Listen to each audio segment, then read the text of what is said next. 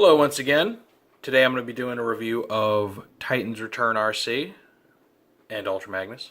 This was initially a HasCon exclusive and is now being released to a wider audience via Toys R Us. But I was lucky enough to get my hands on one from the HasCon event.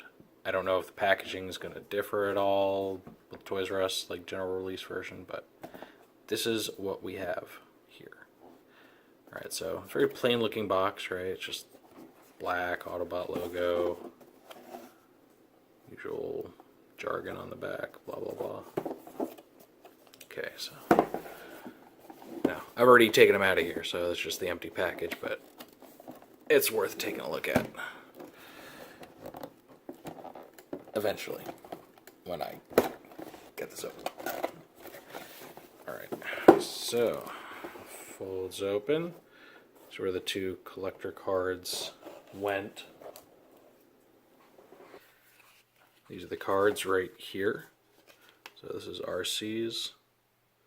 Nice dramatic shot of her leaping over some green dude. Got the text specs on the back. Notice her Titan Master's name is Leinad, which is Daniel spelled backwards. Because this whole toy is one big nod to the old 1980s Rebirth episode where Daniel Witwicky gets injured and is forced to become basically a headmaster for Arcee. There's Ultra Magnus's, along with his tech specs. So you got this neat little blueprint looking work here for the two of them. And this opens up. Arcee is in there. Which Magnus will be in there. And here's a bigger shot of the picture from Arcee's card. I have no idea who that guy is that she's leaping over. I don't know if he's just like some generic Decepticon or something. So,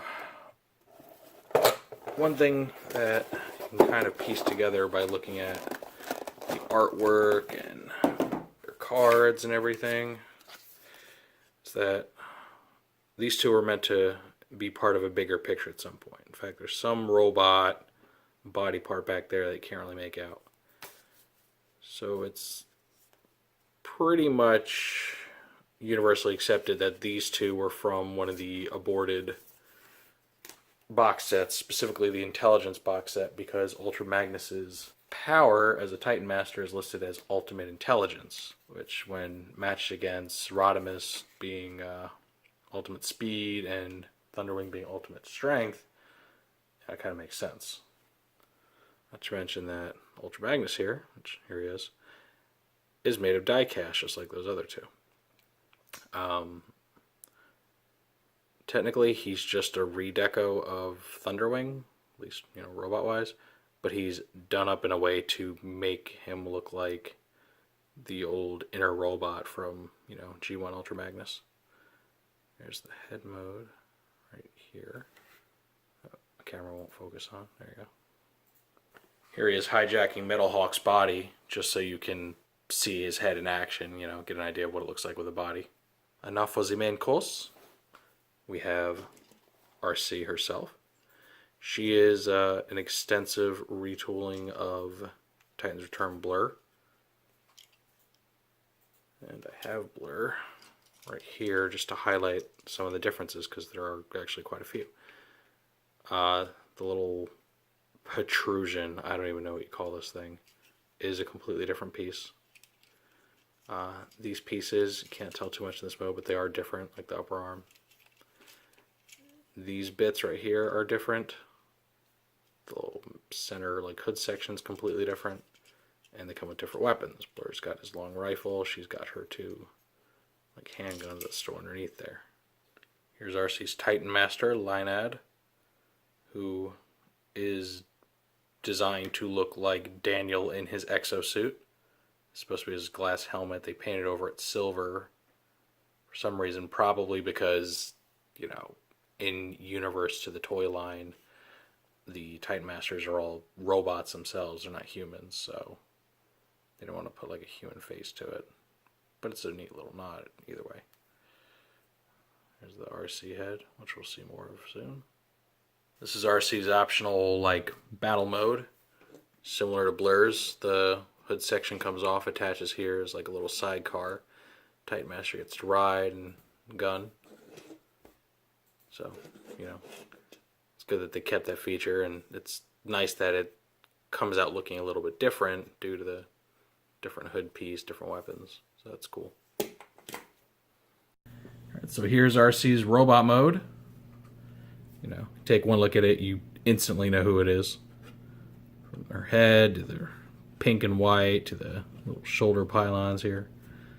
They did a really good job with these, differentiating her from Blur and, you know, making them look rounded, making them look like her shoulders. She has her 2 pistols. She can use her hood, you know, as a shield like Blur does, or she can just mount it on her back if you don't really like the shield thing. So that's really neat. I like kind of the bulky mech feel that these little boosters on her legs add. You know, definitely, you know, you can tell she's built from Blur. You know, she's not going to be a perfect match to, you know, the G1 Arcee that old fogies are going to remember so fondly, but she's a really nice compromise between the two, and honestly, I think just comes out to be a really excellent looking toy. If anything, maybe an improvement over the original design. And now a bunch of 30 and 40 somethings just shrieked in anger.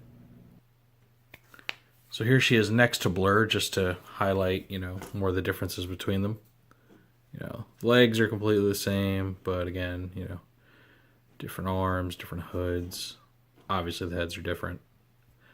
I am happy that they went and actually made Leinad look like Daniel, or at least made him look different than just the Stylor mold that Blur's head and half the line's heads use, including Nautica's, which looks really out of place.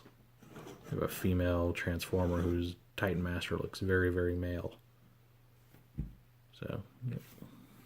Here she is next to Thrilling 30 Arcee, where you can really just kind of see the difference, see the departure in the classic design there.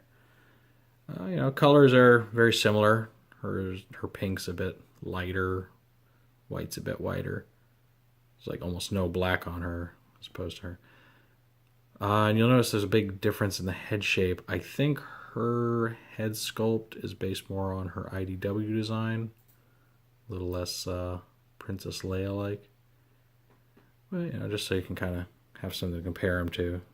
I've heard, you know, some people love this toy. Some people just can't stop comparing it to the Thrilling 30 and how, you know, less it looks like classic Arcee than the Thrilling 30. So everyone's got their favorites, I guess.